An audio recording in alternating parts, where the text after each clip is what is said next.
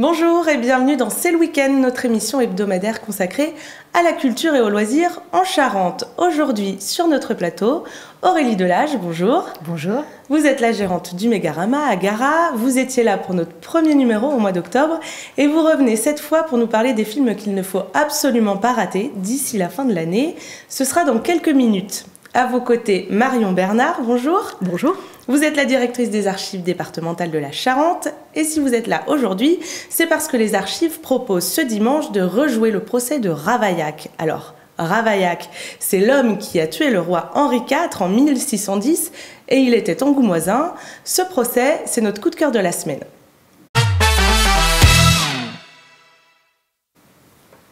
« 130 personnes auront donc la chance d'assister au procès de Ravaillac ce dimanche au Palais de Justice d'Angoulême. Pour ceux qui n'ont pas réussi à avoir de place, ce sera diffusé aussi sur Internet. Marion, pourquoi est-ce que les archives ont décidé de mettre un coup de projecteur sur Ravaillac en cette fin d'année ? Alors parce que vous l'avez dit, Ravaillac était originaire d'Angoulême, donc c'est une de nos célébrités charentaises, que nous nous inscrivons dans le cadre d'une programmation culturelle entièrement dédiée à la justice et que nous avions l'idée d'avoir un événement un petit peu point d'orgue, un petit peu spectaculaire pour clôturer cette année et que donc ça s'est imposé un peu comme une évidence de refaire le procès de François Ravaillac. Alors vous devez avoir de nombreux documents aux archives concernant Ravaillac. Est-ce que vous pouvez nous dire ce qu'ils disent de lui ? Alors en fait, je dirais que ce sont des sources un petit peu indirectes au sens où nous avons surtout des minutes de notaires consacrées à la famille de Ravaillac. Donc on le voit apparaître, notamment aux côtés de sa mère, qui l'avait institué son procureur, donc pour la représenter auprès du notaire. Et donc on a une vision un peu globale de la famille de François Ravaillac, de ses affaires de séparation de biens. Ses parents étaient séparés de biens, étaient séparés de corps, et donc de toutes ces procédures qu'ils engagent entre eux. On voit aussi des réparations qui sont faites, parce que François Ravaillac avait un frère, Geoffroy, son aîné, et ils ont commis plusieurs actes répréhensibles qui demandent réparation. Donc on en trouve la trace dans ces actes passés devant notaire.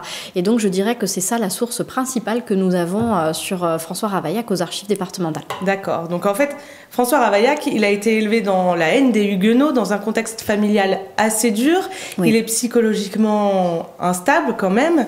Le 14 mai 1610, muni d'un couteau, il arrête le carrosse royal et donc il tue le roi Henri IV. Oui. Il est jugé quasiment dans la foulée et condamné à mort. Il est écartelé le 27 mai après de longues heures de supplice. Absolument. Est-ce que le procès que vous organisez dimanche va aussi aboutir à ça ? Alors, quand on lit l'arrêt, effectivement, de condamnation à mort de François Ravaillac, on se rend compte que c'est un arrêt extrêmement cruel. Et très rapidement, s'est posé la question, parce que si on refaisait le procès, à quel verdict on aboutissait ? Et on a décidé de refaire le procès sous l'angle de la justice contemporaine, c'est-à-dire que Ravaillac sera jugé selon nos lois d'aujourd'hui, ce qui nous permettra de mesurer en fait l'évolution entre la justice du XVIIe siècle et notre justice à nous contemporaine. Alors, on ne connaît pas vraiment le motif de cet assassinat en 1610. Est-ce que vous partez d'une théorie, d'une thèse ? Oui, absolument. Alors, on part en fait des sources qui nous relatent cet assassinat et qui nous relatent le procès, si je puis dire, qui s'est ensuivi. Donc, on a des déclarations de Ravaillac qui nous sont rapportées. Ravaillac se présente comme ayant agi seul, en fait. Il a ses propres motivations, il est cohérent dans son discours, mais il se présente comme ayant agi seul. Néanmoins, au vu du crime, c'est-à-dire qu'on a quand même quelqu'un d'une condition plus que modeste, qui n'est pas originaire de Paris, qui monte à Paris, qui réussit à tuer le roi, on peut légitimement se poser des questions. N'a-t-il pas été aidé ou n'a-t-il pas été instrumentalisé ? Donc effectivement, on va partir de la version de Ravaillac et on va comme ça essayer de creuser différentes pistes. Ok, alors pour jouer les procureurs et les avocats, vous avez fait appel à des étudiants en droit du campus des Valois. Ils étaient en répétition générale mercredi aux archives départementales. Julien Bonnet les a suivis. Morceau choisi. Ce meurtre était prémédité. En témoigne tout d'abord le moment où il prend sa décision. Du fait de son travail, M. Ravaillac est amené à de nombreuses reprises à se rendre à Paris à pied, du fait de ses modestes revenus, et à séjourner dans des auberges où il entend de nombreuses rumeurs, dont celle qui parle que les protestants vont mener la guerre aux catholiques. À partir de ce moment-là, M. Ravaillac s'est décidé à tuer le roi en connaissance de sa personne et de ses fonctions de chef de l'État, pour éviter une rumeur qui n'avait d'autre fondement que la rumeur elle-même. Mon client a peut-être été troublé par cela. Cela a pu générer une certaine fragilité mentale, une certaine fragilité psychologique. Et nous ne pouvons pas mettre cela de côté. Il faut savoir que ce couteau, probablement, Mon client l'a volé à l'auberge des Trois Pigeons. Pourquoi? Non pas pour commettre ce régicide et le meurtre du roi Henri IV, mais plutôt par vengeance. Oui, par vengeance de ces aubergistes qui lui ont refusé de passer une nuit dans leur établissement. Est-ce que le public a lui aussi des chances de participer dimanche? Oui, absolument, parce qu'il y aura un jury populaire qui va siéger. Et donc, dans ce jury populaire, il y aura des membres du public qui seront tirés au sort. Comme dans une cour d'assises, exactement. Alors, c'est un rendez-vous que vous avez voulu pédagogique. Est-ce que vous avez travaillé le sujet avec des professionnels de la justice, avec la présidente du tribunal, la procureure? Comment ça s'est passé? Oui, on a de nombreux partenaires qui ont travaillé ce projet à nos côtés et je tiens vraiment à les en remercier. Donc, bien évidemment, les étudiants qui vont interpréter les avocats et les procureurs, le lycéen qui va interpréter Ravaillac, puisqu'il y aura Ravaillac. Et évidemment, nous avons eu la pleine collaboration du palais de justice du tribunal judiciaire d'Angoulême. Et nous avons aussi travaillé avec l'historien Michel Cassan, qui est l'auteur d'un ouvrage sur la grande peur qui a suivi la mort d'Henri IV, en fait, l'assassinat d'Henri IV. Donc effectivement, je crois qu'à l'arrivée, c'est un travail très solide, pédagogique et en même temps qui se veut, voilà, avec une petite dimension spectaculaire. Oui, parce que déjà, on est dans cette salle au tribunal qui est imposante. Exactement, on sera au tribunal, en condition. On a tenu effectivement à donner un avocat à Ravaillac, voilà, parce qu'il n'en avait pas en fait au XVIIe siècle. Donc Ravaillac aura un avocat, il aura lui-même la parole, mais de manière quand même documentée. On n'est pas dans une fiction, on n'est pas dans une reconstitution historique non plus. On essaye de comprendre, voilà. Très bien. La justice, c'était donc le thème de cette année aux archives départementales. On part sur quoi l'année prochaine ? Alors l'année prochaine, on part sur de nouveaux rendez-vous qui vont en fait être une adaptation de rendez-vous qu'on avait l'habitude de mener comme des conférences, des ateliers d'écriture, mais on va les organiser d'une autre manière et on ne sera pas plus vraiment sur des thématiques. Voilà, mais ce sera d'autres nouveaux rendez-vous et qu'on espère aussi au profit de l'ensemble du territoire de la Charente. Voilà, pour essayer d'être présent un petit peu plus partout aussi sur le territoire. Je vous remercie Marion. Le procès de Ravaillac, c'est donc dimanche à 14h au Palais de Justice et c'est aussi à voir en direct sur le site internet du département, sur le site internet de Charente Libre et sur notre page Facebook. Merci.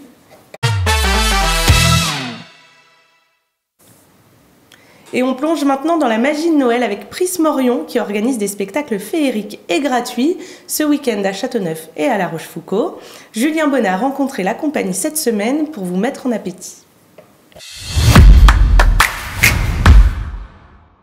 L'inoubliable nuit des Saturnales, c'est notre spectacle de Noël. C'est l'histoire d'un vieux baroudeur qui est un mendiant, qui raconte des histoires pour gagner le sou, comme on dit. On est replongé dans une ambiance un peu rétro.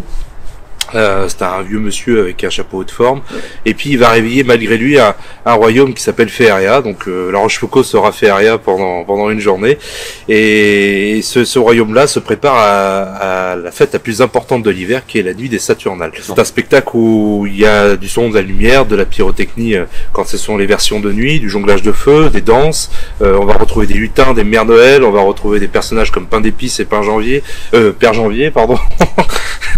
Mais voilà, c'est vraiment, on est plongé dans une féerie, un côté fantastique, mais on s'éloigne un petit peu du spectacle de Noël traditionnel avec le Père Noël, etc. Le côté un petit peu trop enfantin. C'est-à-dire, c'est un spectacle qui est fait pour toute la famille. On y trouve toujours son compte. Que ça soit les danseuses pour le côté peut-être adolescente, ça va être, je sais pas, le théâtre un peu plus pour le côté littéraire et des personnes un peu plus âgées, le jonglage de feu qui impressionne généralement toutes les générations, et c'est un spectacle intergénérationnel aussi dans la compagnie, puisque nous avons vraiment tous les âges. On commence par Châteauneuf ce samedi 10 décembre, on commence sur le parvis de la mairie vers 17h30, pour après faire le spectacle de nuit à 18h30. On a dimanche toute la journée pour l'association des commerçants républicains, donc on a plusieurs passages, un à 11h, un à 15h avec le Père Noël et la parade du Père Noël, et un à 17h30 pour finir avec quelques surprises, et ensuite on a un deuxième week-end en suivant, le 17 et 18, le samedi 17 où on sera à La Rochefoucauld ici justement pour la version de nuit avec ce décor là, donc assez chouette à mettre en valeur, en lumière et en pyrotechnie, et la version de nuit également à Chasseneuil-sur-Bonnieure le dimanche 18 au soir à 18h30 également. C'est gratuit, je le rappelle, mais pensez à arriver bien en avance si vous voulez une place, surtout si vous venez avec des enfants. Marion, est-ce que vous aimez le cinéma? Est-ce que vous avez le temps d'y aller? Oui, moi je suis très lecture et cinéma. C'est vrai que j'ai pas forcément beaucoup le temps d'y aller, c'est surtout pour des questions d'organisation familiale, mais par contre oui, je suis très cinéma. Alors vous allez pouvoir suivre les conseils d'Aurélie Delage à la tête du Mégarama de Gara. C'est bientôt les vacances de Noël, c'est une période propice aux sorties ciné en famille. Aurélie, vous allez nous dire quel film il ne faut absolument pas rater, mais il y a déjà un incontournable, c'est la sortie d'Avatar 2 mercredi. On vous montre quelques images.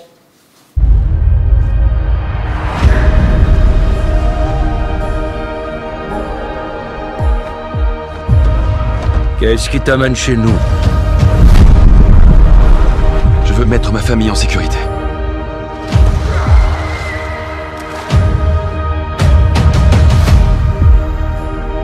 Traitez-les comme vos frères et sœurs. Transmettez-leur nos usages. Suis-nous, garçons de la forêt! Si vous voulez vivre ici, il vous faut une monture. On y va!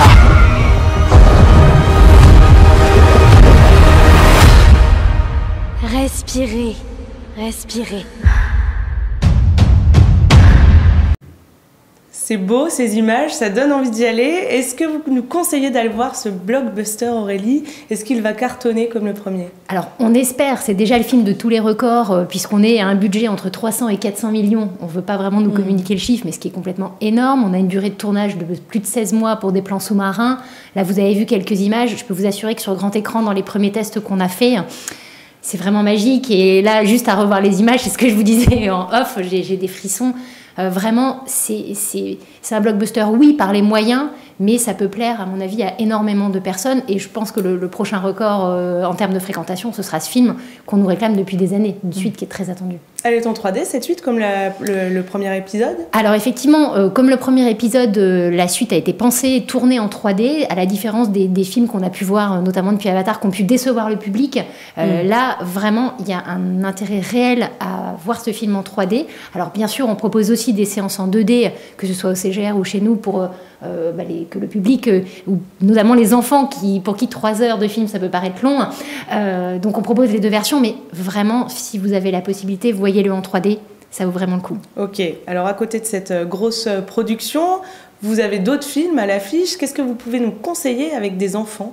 Alors pour les enfants, on a Le Chapeauté qui est sorti mercredi et qui sera à l'affiche bien sûr sur toutes les vacances de Noël. Le Chapeauté, ça peut plaire aussi bien aux adultes qu'aux enfants, puisqu'on a plusieurs niveaux de lecture, des choses qui vont nous, en tant qu'adultes, nous interpeller, et d'autres blagues auxquelles les enfants, eux, vont réagir. C'est de l'humour comme dans Shrek. Exactement, on est dans cette lignée-là. Les 2 premiers volets avaient très très bien marché, donc on espère que le succès sera au rendez-vous. Et on a aussi, dans un autre registre, Ernest et Célestine, qui sort mercredi, donc 14 en même temps qu'Avatar, où on peut aller de très jeunes enfants jusqu'aux adolescents, et même aux adultes. On a eu des adultes pour les avant-premières.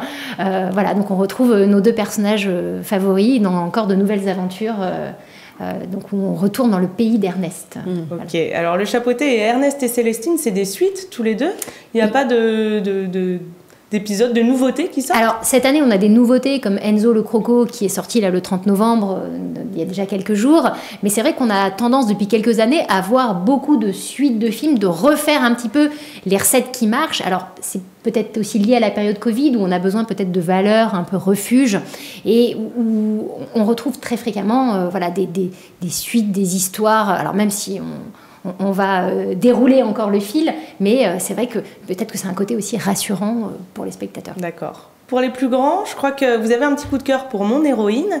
C'est l'histoire d'une jeune Française qui rêve d'être réalisatrice et qui se met en tête d'aller remettre son scénario à Julia Roberts aux États-Unis. Vous avez reçu la réalisatrice Noémie Lefort à votre cinéma il y a peu. Elle était aussi au CGR. Oui. Il est vraiment bien ce film?